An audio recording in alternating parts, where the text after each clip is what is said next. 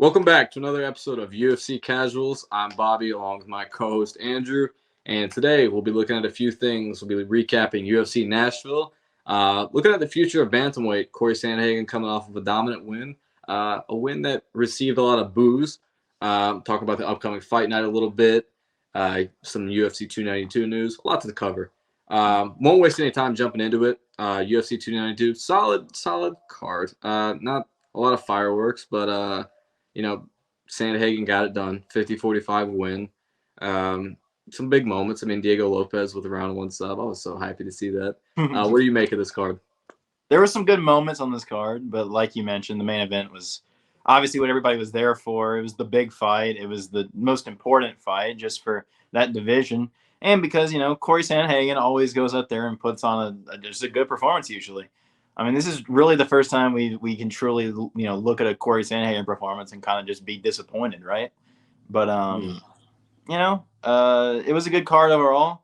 I wish the main event would have been a little more competitive. Rob Font wasn't embarrassing off his back in this fight. And, I mean, if you're Corey Sandhagen, why not do what you did? Yeah, and he mentioned that after the fight. I mean, he was leaving the takedown wide open. He did nothing to defend the takedowns. And once he got on his back, he made no effort to get up. I mean, he sat in that butterfly guard and he didn't push off or anything. Didn't make any effort to get back up, and it was confusing. And even in round 5, when he knew he had to get a finish to win this fight, his coaches were telling him, "You're down 4 rounds to none." He shot for a takedown and somehow ended up on the ground. I mean, I know it was short notice. I don't want to hold it too much on Font, but that takedown defense and defense off his back was just embarrassing. And you just got to give Corey Sandhagen credit. I mean, it's just good fight IQ. I mean, he's seen Rob Font's past performances. He knows he's susceptible to just being taken down with ease. I mean, Rob Font didn't even work to get to the fence. He like you said, he had that butterfly guard. He wasn't pushing off the hips. He wasn't trying to get to his knees, sprawl at all. I mean, there was no effort to get back to his feet. And yeah, you can say, we want Corey Sandhagen to do more work on the top, use some ground and pound. I mean, now you can look back. He had one arm, so it's torn tricep.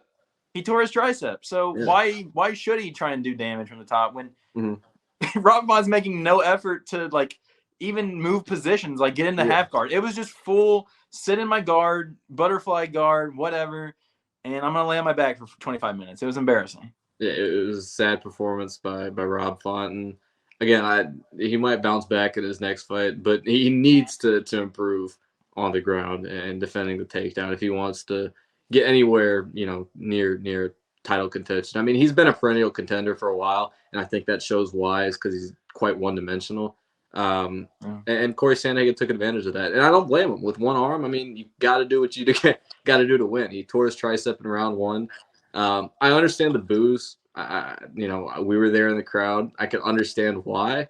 But in hindsight, I mean, you can't fault him for that performance. And it certainly doesn't take away from how deserving he is to be next in line for a title shot, assuming the belt will be vacant after Aljo defends. Yeah, I mean, you just look at Corey Sandhagen performances of the past, and you kind of go in there with an expectation of what you're going to see, just violence, right? Yeah. But hey, in his last 2 fights, even in the Cheeto fight, his last main event, he really has been showcasing his grappling. Obviously, Saturday night he had to against Rob Font because of the torn tricep. But even in the Cheeto fight, I mean, he took advantage of Cheeto, who has no ground game, and took advantage of that. So he's showing levels to his game that Rob Font clearly hasn't been able to show at all. And that's why Corey Sandhagen, when he returns from this injury, is either getting a title shot or is one fight away from a title shot. Yeah, and I think if he would have been out there against Umar Nurmagomedov, if he would have beaten Umar, it would have for sure been a title shot. Not much he could have done about that. He didn't get that opportunity, obviously, because Umar got hurt and had to pull out. But he went out there and beat who he had to beat. And I don't blame him for wrestling either. I mean, you're taking a short notice fight against a guy who has ridiculous power. He's a great boxer. So to take this fight to the ground, especially when you have one arm, that the obvious solution. I mean, you have to do that. And like you said, he showed levels to his game that other fighters don't have. And that's what makes him deserving of that next title shot. I think he'll get it. I mean, you look at, it's hard to find a matchup for Merab anytime soon if that belt gets vacated because you got Cejudo injured, and I still think Cejudo needs to win another fight, by the way. We'll talk more about that in a minute. I have a lot to say about Cejudo and his claims that he deserves to be next. I think that's ridiculous. Sandhagen, obviously out for about 6 months. And, I don't know who else you'd give it to if that belt gets vacated. So it might just sit vacant for a while if O'Malley loses. Yeah, obviously you can't give it to O'Malley. I mean, he would have just been coming off a title fight loss, so you're not going to do back-to-back title fights. It's Merab versus who? I mean, that's the obvious path. So it might just be a situation like a light heavyweight where the belt just sits vacant for a little while. I mean, I don't know. You can't put someone out there who's completely undeserving of it. So I mean, yeah, you just do these top 5 fights with whoever is healthy. I mean, what if like Cheeto goes out there next Saturday and dominates, his fight against Pedro Munoz? I mean, obviously he just lost to Corey himself, but he's one of the only guys that would be healthy at that point. So like, do you just, I don't know. It's a weird situation. Very weird situation. Some other fights on this card: Tatiana Suarez, obviously round 2 sub, second fight back since her long layoff. Looks like she hasn't skipped a beat. Probably en route to a title shot pretty soon. Very deserving, I'd say. Against a good opponent too. I mean, Jessica Andrade is no slouch. I mean, she's always been she's a former champ. So of course, to go sub a former champ like that with ease, looking good. Yeah, Dustin Jacoby, round 1 finish. Diego Lopez, round 1 finish. Couple fraud checks. Bahamondes, Jeremiah Wells. Got to see a couple of those last Saturday. And then good debut for Asu Amabayev. He looked good against Ode Osborne. Sean Woodson, great performance. He looks to be a potential problem at featherweight because of his lankiness. 6'2.5" featherweight. What is that build? His arms are like longer than his legs almost. Like his reach is crazy. He looks like an alien, let's be honest. Like, he does. And man, he sits at his range, and the work he does to the body is just nasty. In his last couple fights, those body shots are vicious, man. And he kind of sits at a distance and just goes in and wide swings. I mean, it's they call him the sniper for a reason, man. They call him the sniper for a reason. That's a very fitting nickname. Fitting nickname. Especially for that weight class, just to pick people apart like that at a distance, just to be that's so much longer than your opponents always. I mean, is there anybody anywhere near that height in featherweight right now? Yeah. He's got to be one of the few. So, scary prospect, good looking prospect. He couldn't get taken down in that fight. He wasn't getting taken down. I mean, he's too lanky. He could press against the cage and push his legs apart. You're not able to connect your hands against someone that lanky at featherweight. So he could pose some problems for a lot of fighters. I don't know if I want to rush to call him the next great thing at featherweight, but he looks like he could be a problem. He's gonna put on fun fights at the very least. Of course. Yeah. Of course. As we mentioned, we'll get into bantamweight now. The future of this division. Sandhagen with that win. If he hadn't gotten hurt, the obvious matchup to make with Aljo, assuming this is, we'll cover both scenarios. If Aljo wins and if O'Malley wins, starting with the more likely outcome. If Aljo wins, obviously you have Merab. He'll be half the equation. But Sandhagen, with his injury, that throws a wrench in things. The obvious matchup would have been to make Merab versus Sandhagen for the vacant belt. But that is either has to be put off for some time, or you find someone else to fight Merab, who obviously isn't as deserving. It's a very tough situation. Yeah, I mean, with Sandhagen being out 6 months, Merab ain't gonna want to wait 6 months for his shot. I mean, he's already been out, probably 6 months himself since that Jan fight, right, late last year. So, or earlier this year. But with that equation, in fact, right, with Merab, who do you give him though? Because there's just nobody on a big win streak right now. Like I said, do you give him a Cheeto who could win next weekend? I mean, like it doesn't even maybe you do just give him Sean, who is on a big win streak himself, because but I just don't think Merab's going to want to wait for somebody. So I don't know what you do. I mean, that scenario, assuming Sean loses next week, is really hard for this division. Yeah. I don't know what to do matchmaking wise. Well, and it's crazy for as stacked of a division as bantamweight. It's crazy that it's hard to find someone for that title shot to fight for the vacant belt against Merab. It's crazy to think about for probably the best division in this sport. you can't find someone justifiably fighting for the belt. I mean, it's a tough situation for the UFC. And as you mentioned, the best outcome for the UFC would be for Sean to win because it would make setting up a matchup much easier.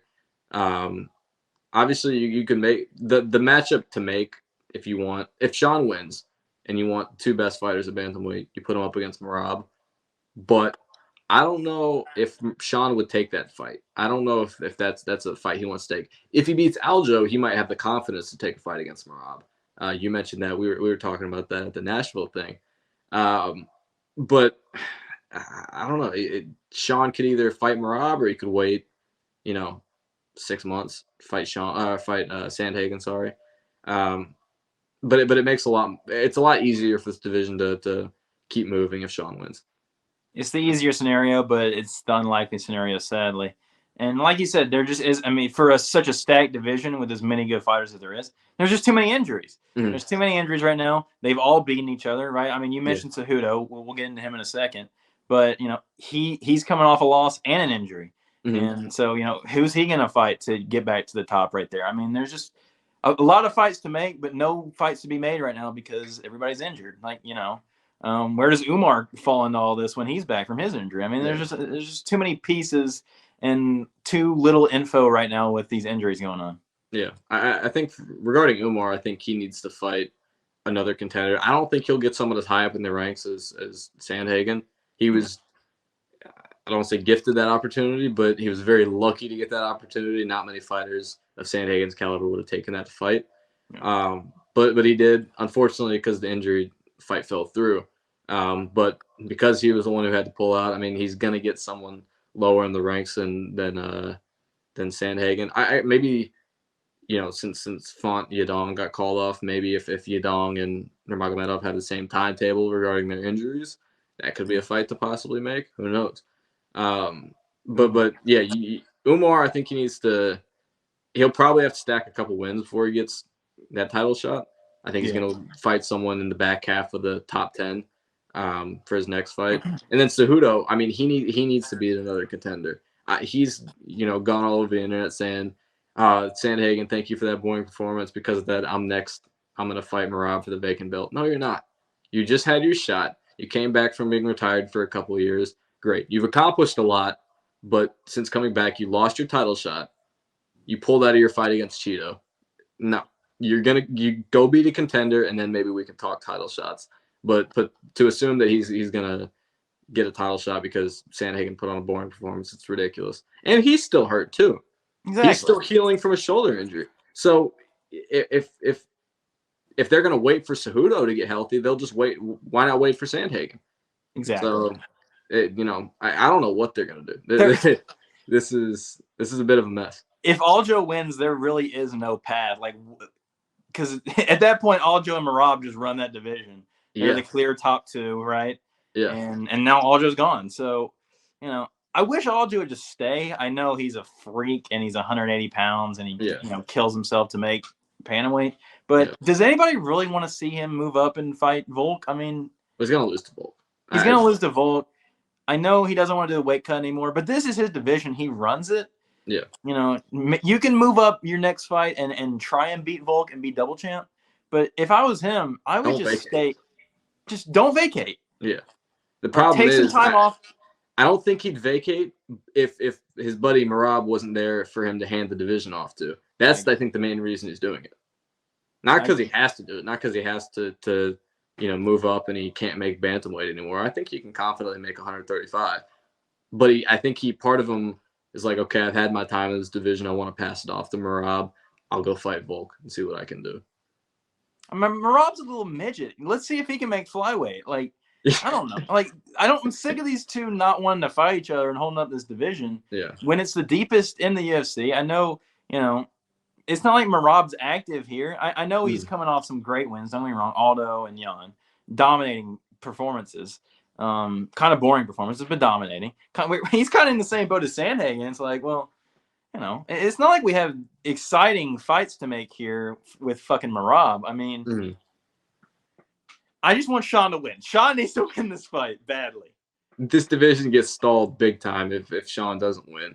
just because of the injuries. I mean, there's on paper there's so many fights to make. You know, you can say Merab versus Sandhagen. That's the obvious one. That's cut and dry. That has to be the vacant title fight if Aljo defends and then vacates the belt.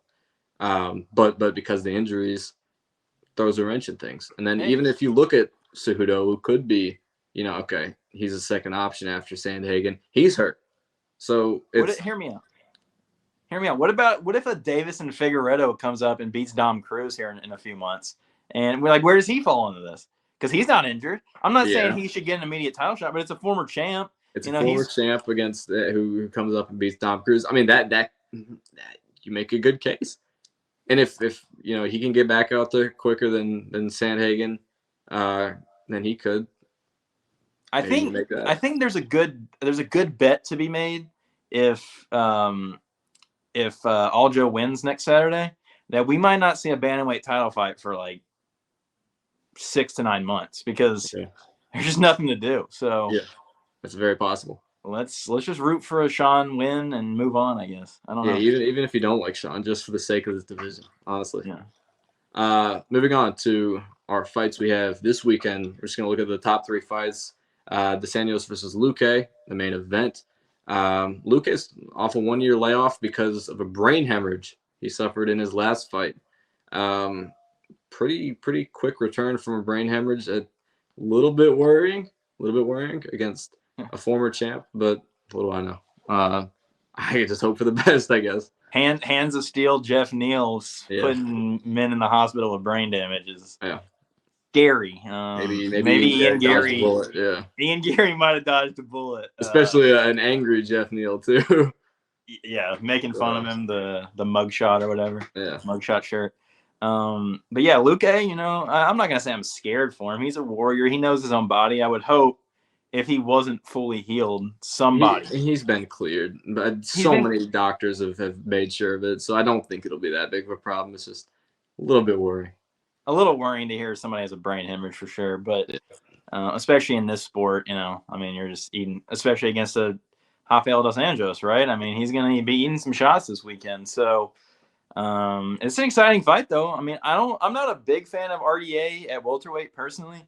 I just think he's a little too small for that division. I know he's gotten wins there in the past, but I think his natural weight division just is lightweight. So I know he's getting older. He probably doesn't want to go down there anymore. But I just think that could be a problem for him this weekend. I don't know. Yeah. Vicente Luque, he's on a 2-fight skid his last couple. He's still younger, so he's still got some good years left in him. But, a loss to RDA here would be a problem. That would be a problem for him. And RDA doesn't have that, he doesn't have a title run in him. Obviously, he's not at welterweight. Certainly not at welterweight. So this is the fight that Luque kind of has to win. Must win. Just get you back on path. I understand why he took the fight. He fight a big name, fight a legend, former champ. It makes sense. Get a main event get back in tonight. Exactly, but I don't think that these are just kind of 2 contenders coming off losses here that need to get back, and hopefully it's a fun fight. Yeah. Moving on, another vet, Cub Swanson taking on Hakeem Dawodu. I don't have a whole lot to add about this fight. Cub Swanson been around for a long time. Dawodu, he's 6-3 in the UFC. Not the most impressive record. He's a pretty heavy favorite in this one. What do you make of this fight? Not the best co-main. No, certainly not. Certainly not. Not a great fight card at all, really. But pretty weak. But we get a pay-per-view next week to make up for it. So not a great pay-per-view either. But after recent news. After July, we can cut on some slack. Yeah. But I mean, Cub Swanson's been around forever. He's a legend of the game. I don't know if I call him a legend, but he's a journeyman, and he has fun fights. So hopefully we get another Cub Swanson fun fight. He's fast. He's still twitchy, even though he's older now. And he's always had slick boxing. So let's hope we get a cool finish or something at the very least. Of course, yeah. I'm either guy. I just want entertainment out of this one. Third to last fight on this card, Khalil Roundtree versus Chris Daukaus. This fight doesn't make any sense for Daukaus. He's moving down a weight class from heavyweight, where he was chinned 3 times.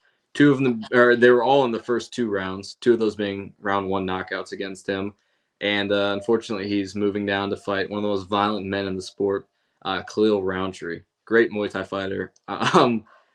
This is scary for Daukus. He needs to just go out there and be a leg humper because Yeah. I know he's a big guy. Obviously, he was a heavyweight. Not like he was a big heavyweight. I mean, I think he only got up to like 230, 240, right? So we saw what Derek Lewis did to him. We saw what Curtis Blades did to him in fight night main events. How did Daukus get fight night main events? I don't know. But he did not. He did not live up to the bright lights. He shattered under the lights both times. And I don't see it going any differently here, personally. I just think Khalil Roundtree, like you said, he's a freak, just so scary. So and maybe a big weight cut for Daukus here. He might even be more chinny now. Yeah, I know he's going to be fighting smaller guys, but I mean, you got to cut a lot of weight now, and if he's getting knocked out already without having to cut weight. Yeah, I mean, like I said, I know he's fighting smaller guys, but yeah. If you get chinned and you're a little dehydrated, it don't matter. It's still 205ers. It's not like it's small guys. So yeah. I mean, Khalil Roundtree is dangerous. I mean, he's no doubt on a good day. He's a very dangerous fighter. So it's no joke of a first fight at light heavyweight. Pray for Daukus. Yeah, I'm hoping for the best. I got Roundtree winning by early knockout. I don't have it going too well for him. No. So. Moving on to some news about UFC 292. Jeff Neal out of his fight against Ian Gary, as we alluded to earlier. Neil Magny is stepping in. I was hoping to see a Wonderboy fight. I was hoping to see Wonderboy Ian Gary. That'd have been a fun fight. Would have made sense for Wonderboy, considering he was going to fight someone down in the ranks anyways. Yeah. And that fight fell through. So this fight, I thought that made a lot of sense. But ultimately, Ian Gary gets the guy he originally called out for, Neil Magny, and with a win, we'll crack that top 10. Crack the top 10 like he would have gotten with a win versus Jeff Neal anyway, which that would have been a much more close fight maybe. But actually, I'm not even going to discredit Neil Magny here because he's a gatekeeper. He always has been. It's not an easy fight by any means. For especially a week out from the fight, expecting such a strike-heavy game plan against a Jeff Neal. I mean, Jeff Neal probably ain't going to be shooting for the clinch and trying to take you down too much. So, to go from that to probably a complete 180, for being honest, I don't know if Neil Magny's going to want to test that striking at all. I think he's going to try and, get in the clinch here quickly. So it's a tough fight to take on a week's notice. I'm not saying Neil Magny's going to go out there and school him by any means, but let's hope that, Ian Gary's been testing that grappling a lot. Yeah, I mean, we'll get to see Ian Gary's grappling, see his takedown defense, see if he can hold up. And that's an important fight. For a fighter for him to go up against, because you got to see him beat guys of all types of different skill sets on his path to that title shot. I mean, he's obviously one of the hottest prospects in the sport right now. And as exciting as a fight against him versus Jeff Neal would have been fireworks on the feet for sure. It is a good test for him and to test his skill set and diversity in this sport. Yeah, and we don't know what the injury is with Jeff Neal. So if he can run through Neil Magny here, then just rebook it. I mean, it's a good test for Ian Gary, and I thought it was a little too quick to jump straight to Jeff Neal. Yeah. So to me, this would have been the perfect path: beat Neil Magny and then get a Jeff Neal. Yeah. So I think this worked out kind of perfectly. There's still going to be beef there between Ian Gary and Jeff Neal for the antics Ian Gary's been pulling with the mugshot. And the antics have only gone up. He's only had more to say since Neal pulled out. So calling him a pussy and stuff. So there's still going to be bad blood there. So whenever Jeff Neal is able to come back, rebook it. It's if Ian Gary can win this fight. I like that. And Ian Gary, he's he said many times he's not, or with his call-outs, it's pretty obvious that he's not looking to jump up in the ranks too quick. He's smart. He's very smart, and he knows that he doesn't want to, get fast-tracked and go up against someone he's not ready for. So it does make a lot of sense for him to fight Neil Magny, and I'm sure, he would take that Jeff Neal fight at a later date. I think that makes a lot of sense. I mean, the perfect, example is Hamzat with Gilbert Burns a couple of years ago. I mean, everybody was talking about Hamzat, and first tough test, he won outright, no doubt, but that's the toughest test he's ever gotten, and I don't think – you could tell in his face in that fight he wasn't expecting a dog fight like that. So I like Ian. I agree. I like Ian Gary. He's a really smart guy, and he understands get some experience in an octagon before you really go up against like a top 5 guy. So this is a good next step, and then you can go to a Jeff Neal, who is a dangerous guy. I like that. Yeah. This card, it took a hit. I mean, you had Font Yadong that was canceled. You had the Neil Gary fight called off, but I still like Magny stepping in. I think it may not be as exciting of a fight, and it may take away from the overall excitement of the card, but it is a good test for Gary, who's one of the best prospects at welterweight. Yeah, and like you said, you want a Wonder Boy to step in. That's still probably too much of a test for Ian Gary right now, especially. If Jeff Neal, if he can't come back anytime soon, or if that fight just isn't going to happen, if that's dead, then maybe you make the Wonder Boy fight next. Maybe that happens. I mean, that would be he beats Neil Magny, then he goes out and fights Wonder Boy. That would be some insane kickboxing karate. That'd be fun. Woo! I mean, that's like the new school versus the old school in form. So that would be awesome. I just like Ian Gary as a fighter, so I don't want him to get tested too quick, but I think you can make any fight with Ian Gary right now, and it's exciting. So he'll get to my veins. Fuck it, yeah. Yeah, I'm with it. I'm with it. So that pretty much wraps up our coverage of UFC 292. Just the news that broke this week. Not a whole lot to talk about. We'll get into deeper coverage of UFC 292 next week as we approach next Saturday. We're looking forward to that. Still a solid card. 2 title fights. Some decent other fights on the card. You got Cheeto on there. You got Ian Gary on there. It's a good card. I'm not mad about it. And a female title fight. Zhang Wei Li is exciting. So yeah, of course. And Zhang Wei Li, she always puts on good fights. Yeah. So yeah. Well, that wraps up UFC Casuals episode 3. Thank you guys for tuning in. We'll see you guys in the next one. See ya.